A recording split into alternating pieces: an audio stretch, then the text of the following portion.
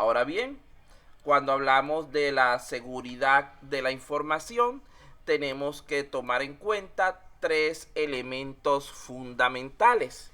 En primer lugar, la seguridad de la información debe garantizar lo que es la integridad de nuestros datos, tema del cual hemos ya hablado repetidamente en este curso y en otros cursos de la carrera.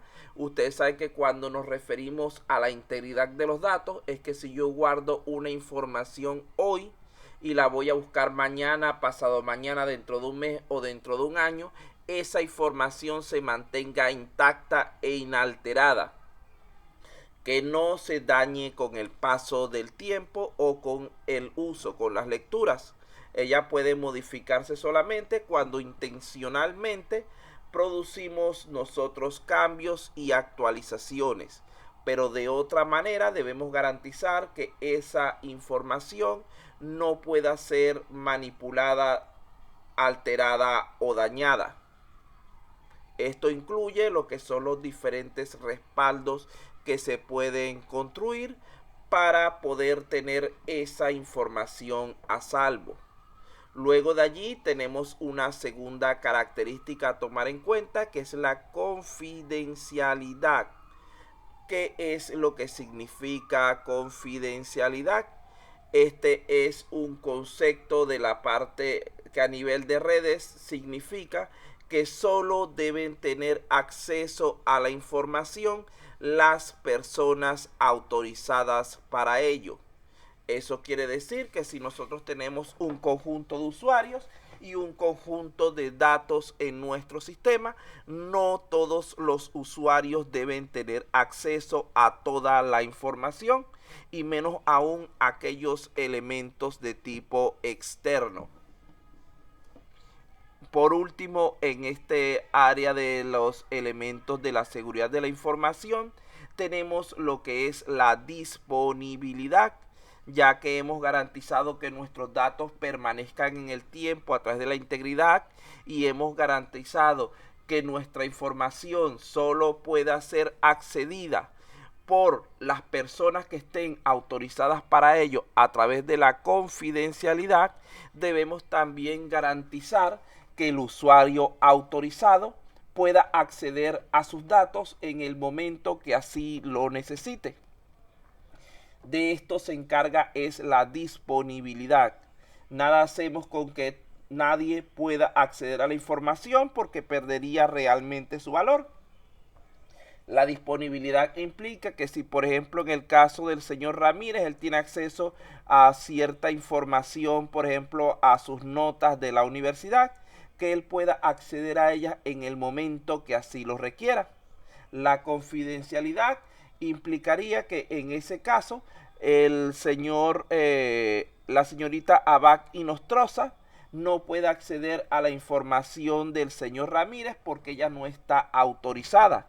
Y la integridad lo que nos va a implicar es que si mi nota dice en el sistema hoy 10 y voy a revisarla en una semana, no es que me va a aparecer un 0,8, sino que debe mantenerse el mismo valor a menos de que haya existido un proceso de actualización de esos valores, pero no debe ser alterada por el sistema en sí en forma accidental, sino solo en forma intencional. Entramos en el siguiente elemento, donde vamos a nombrar algunas de las alternativas de seguridad que se presentan para nuestros componentes de red. En primer lugar, tenemos lo que es el firewall o muro de fuego. Estos son sistemas, pueden ser de hardware o de software, que se encargan de filtrar el tráfico de la información entre dos redes. El problema en este caso no es controlar a los usuarios del sistema, sino prevenir accesos no autorizados de hackers que pudieran atacar a la seguridad. Entonces, esto es básicamente de lo que se encargan los firewalls. En segundo lugar, tenemos la criptografía. Este es una estrategia que provee seguridad en lo que es la transmisión de datos. La criptografía se encarga de codificar los mensajes por medio de algún algoritmo y estos mensajes luego solo pueden ser leídos o decodificados si poseemos el mismo algoritmo en el nodo receptor. Hay diferentes estrategias para lo que es criptografía que podemos implementar nosotros a nivel de lo que es el aseguramiento de nuestras redes. Entonces, allí tenemos información básica acerca de esto. Por otro lado, tenemos lo que es la autentificación. La autentificación lo que busca es que el usuario tenga que validar su acceso a la red, es decir, tenga que identificarse correctamente antes de poder hacer uso de cualquiera de sus elementos. Entonces, de allí vendría lo que es la parte de autentificación. Estoy buscando aquí algo, déjenme copiar aquí. Pego por aquí, donde está su chat. De todas maneras, si quieren algunas nociones adicionales de criptografía, aquí tienen un pequeño tutorial al respecto. Es totalmente voluntario el que quiera revisarlo. No es una tarea para calificar, ni algo tampoco por lo que tengan que preocuparse de que no, que el profesor lo mandó a hacer. Son elementos, digamos que adicionales, que me parecen útiles para ustedes que los conozcan en un poco más de profundidad. Entonces vamos a continuar. Está en el chat la información que les acabo de indicar.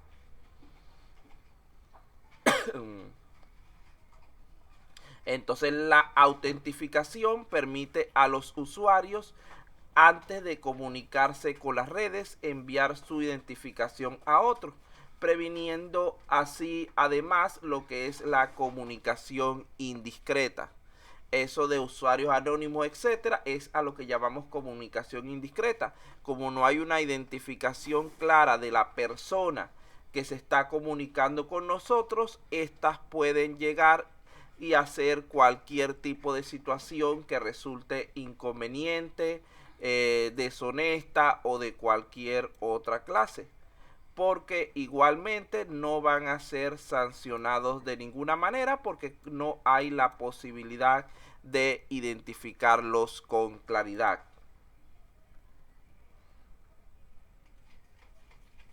Una vez hablado de estos tres aspectos alternativos de la seguridad, vamos a hablar de otros dos elementos que son sumamente importantes a este respecto, lo cual se refiere a las vulnerabilidades y las amenazas. Vamos a comenzar con lo que sería el concepto de vulnerabilidad. Vamos a pedirle al señor Ramírez.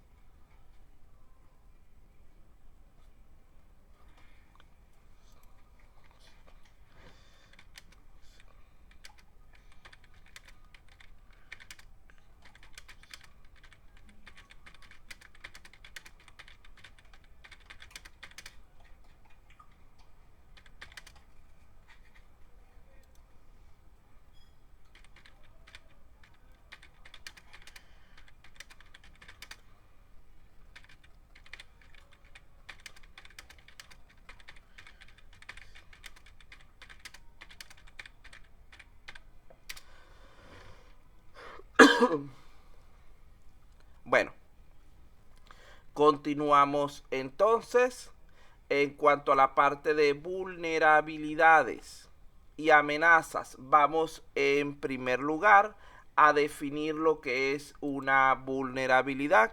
Vamos a pedirle al compañero Ramírez Cotrina Exxon que lea ese pequeño concepto.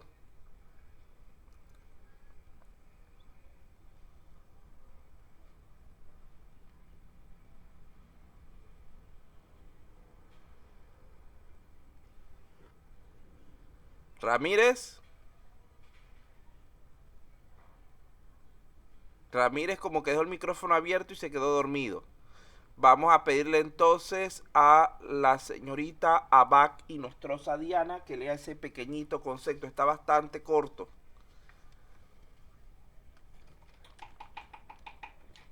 Vulnerabilidad es la debilidad o fallo potencial pasivo que presenta un sistema. Fíjense que la vulnerabilidad es un elemento pasivo. ¿Qué quiere decir? Que es algo que puede generarnos un error, pero que aún no se ha activado. Nosotros podemos tener como vulnerabilidades, por ejemplo, alguna puerta lógica que hayamos dejado configurada de manera inconveniente en nuestro sistema, etcétera. Cuando se activa, pasa de ser una vulnerabilidad a ser una falla. Entonces la vulnerabilidad es nuestro error, nuestra falla cuando aún se encuentra en modo pasivo, cuando aún no se ha activado realmente. Recuerden de eso porque generalmente esa es una preguntita que pongo en el examen. ¿Cuál es la diferencia o entre estas situaciones? ¿Cuál es una vulnerabilidad y cuál es una falla?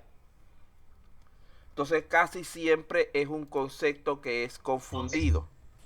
Es muy probable. ¿Sí?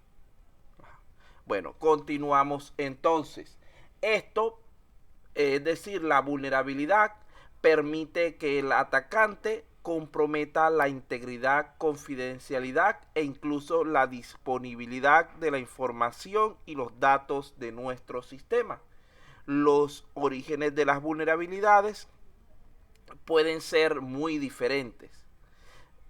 Pueden ser originadas debido a fallos en el diseño del sistema, carencia de procedimientos o simples errores de configuración. Entonces debemos estar muy pendientes con todos estos factores y cualquier otro que nos pueda generar una vulnerabilidad. El siguiente concepto entonces tocaría el de amenaza. Balbino Alvarado estará por allí con el micrófono activo. Balbino Alvarado, por favor, lea ese concepto. Amenaza. Es la acción que se vale de una vulnerabilidad para actuar contra la seguridad del sistema de información. Estas actuaciones son siempre peligrosas. Entonces fíjense que ya estamos hablando de que la amenaza es aquella acción que activa una vulnerabilidad. Por ejemplo, cuando el hacker va a tratar de robar nuestros datos, ese hackeo es una amenaza. Pero si no existen las vulnerabilidades respectivas, no va a poder cristalizarse en una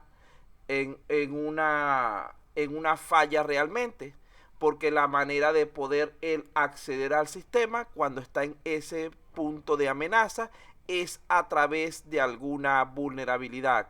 ¿Qué quiere decir esto? Si el punto débil no existe, el ente externo, el intruso, no va a poder aprovecharse de él. Entonces nosotros debemos tratar de detectar en lo posible la mayoría de nuestras vulnerabilidades. No digo todas porque como ustedes saben, siempre se nos puede escapar algún detalle, pueden surgir nuevas vulnerabilidades, etcétera. Pero hay que tratar de minimizar las vulnerabilidades en lo posible. Si nosotros logramos esto, realmente es cuando vamos a conseguir que nuestro sistema sea lo suficientemente fuerte para soportar cualquier tipo de ataque o amenaza. Entonces la amenaza es como un sinónimo de ataque, realmente. ¿Cuáles son los orígenes que puede tener una amenaza? Aquí tenemos algunos de los más comunes. En primer lugar estaría lo que es el código malicioso. Este es el más general de todos los orígenes de una amenaza y permite ejecutar muchas acciones ofensivas y muy variadas. Es decir, son pequeños fragmentos de código que pueden estar insertados en cualquier otro software, en cualquier otro elemento, para activarse una vez que nosotros accedamos a él. ¿Cuál es en ese caso la vulnerabilidad? Es la única que se podría decir que es imposible de quitar. La peor vulnerabilidad o el mayor punto débil que puede tener cualquier sistema de información, ¿cuál será?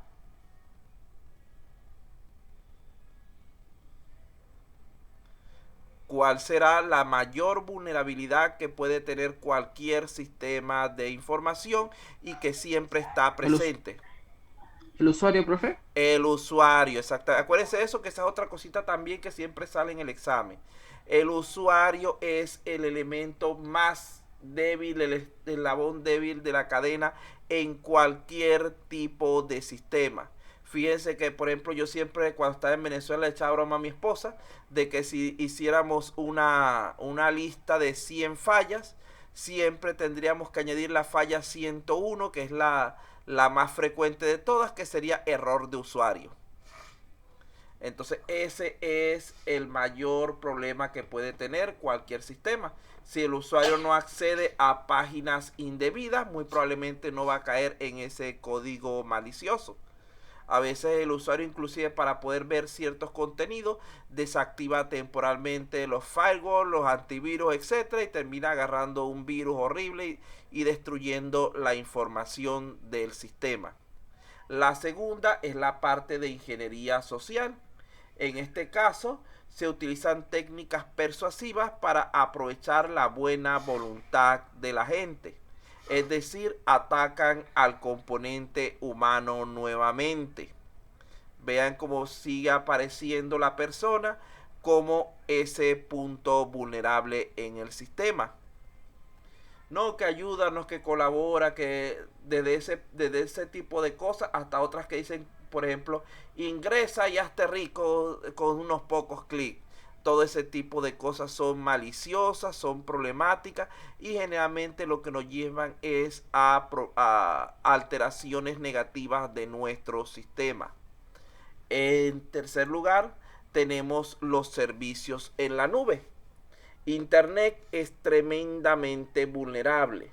Por ello es necesario que si contratas algún servicio de Internet, especialmente si eres una empresa, exijas que tenga al menos la misma seguridad que tienes tú en tus sistemas. Porque es como, imagínense que ustedes lleguen y ustedes estén sanos del COVID y usen todas las medidas del caso. Pero resulta ser que en tu casa el único que haga eso seas tú. Lo más probable es que en ese caso la persona va a terminar contagiándose por muchas medidas que aplique, porque uno no puede aplicar las medidas las 24 horas del día. Uno no va a dormir con el tapaboca, la máscara facial, los guantes y todo el aparataje de protección durante la noche. Si las otras personas que están en tu sitio no aplican tus mismas medidas de seguridad, lo más probable es que vas a terminar tú también contagiándote e incluso primero que ellos. Lo mismo pasa con lo que son los sistemas de redes. Si nosotros vamos a contratar un servicio en la nube y ese servicio en la nube no tiene buenas estrategias de seguridad, va a hacer que las que nosotros tengamos realmente terminen invalidándose, termine convirtiéndose ese servicio de una ventaja a una vulnerabilidad. En cuarto lugar, tenemos las redes sociales. La reputación de una empresa se puede poner en entredicho con un uso descontrolado de este elemento. Por lo tanto, por un lado, también estas son tremendamente accesibles. Vean que muchas veces dentro de la misma empresa, los trabajadores durante instantes que tienen libres de su trabajo, acceden a redes sociales a través de lo que es la conexión de la empresa. Y esto puede convertirse también en una vulnerabilidad, ya que ustedes saben que dichas redes sociales están conformadas por múltiples elementos que pueden poner en peligro la integridad de nuestro sistema. Si vean que de los 4 elementos que hemos nombrado, 3 de ellos tienen que ver con el usuario y apenas uno es independiente de este.